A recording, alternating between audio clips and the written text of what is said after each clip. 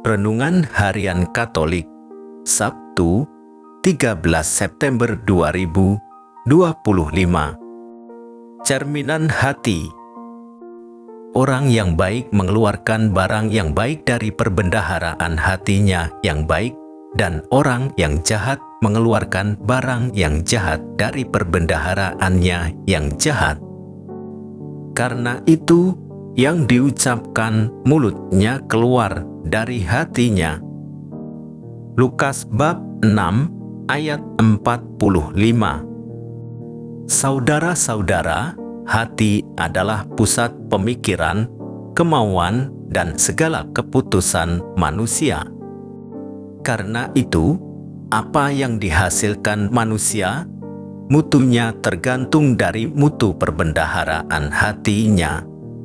Keadaan hati yang baik atau buruk akan menentukan apakah seseorang akan menghasilkan buah yang baik atau buruk.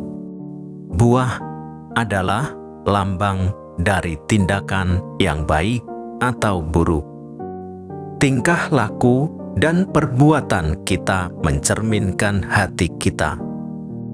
Perilaku kita kasar, kata-kata kita buruk, emosi yang meledak-ledak menjadi tanda kelihatan bagaimana hati kita masih dikuasai oleh pikiran buruk dan emosi yang tidak terkendali. Ada beberapa orang membeberkan tingkah laku dan perbuatan ini karena tanggapan atas orang lain atau muncul karena pengalaman masa lalu atau karena situasi yang mendesak. Namun, pembenaran itu justru menjadi tanda bahwa dunia hatinya tidak kukuh. Dalam Injil hari ini, Yesus mengatakan dengan tegas dan jelas bahwa orang yang baik akan mengeluarkan yang baik dari dalam hatinya. Sebaliknya, orang jahat akan mengeluarkan yang jahat juga dari dalam hatinya. Di sini kita melihat bahwa apa yang keluar dari dalam diri seseorang menjadikan cerminan hati pribadi orang tersebut. Hidup berdasarkan pada sabda Tuhan membuat tingkah laku dan perbuatan kita menjadi murah hati, perkataan kita memberkati, dan emosi kita menjadi terkelola.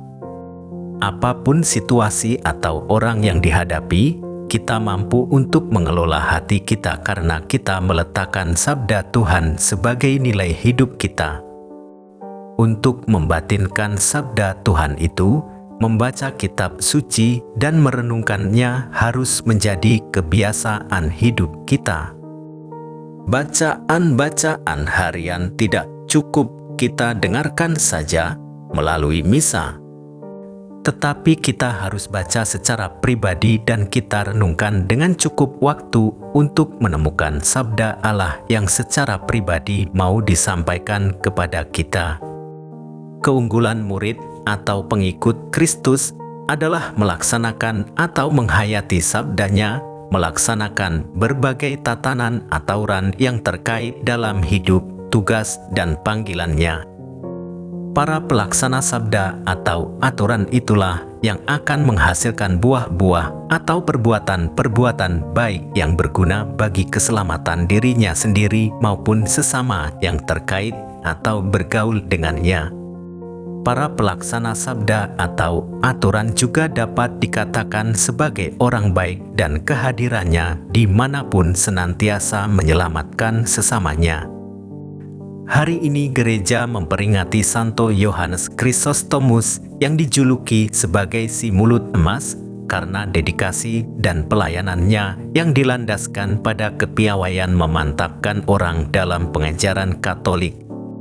Kekuatan sabda Allah dibingkai dengan kedalaman hatinya yang menghidupi sabda sehingga membawa sebanyak mungkin pengenalan akan Allah dan mengalami pertobatan.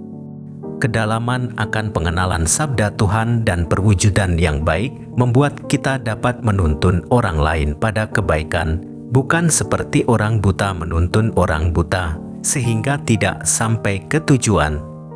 Semangat dasar Santo Yohanes Chrysostomus dalam kepiawaian merangkai kata dan mewujudkan tindakan dalam semangat tulus dapat menjadi jembatan keterlibatan dan kehadiran nyata di tengah masyarakat. Sekecil apapun keterlibatan dan kontribusi kita bagi pembangunan dunia atau masyarakat adalah secercah kasih yang meneguhkan hidup kita. Allah Bapa sumber kebaikan, Engkau telah memberi hati yang baik kepada kami. Bantulah kami menghasilkan buah-buah yang baik dalam hidup kami. Demikian renungan hari ini. Selamat beraktivitas. Semoga semuanya lancar, sukses, serta selamat. Tuhan memberkati.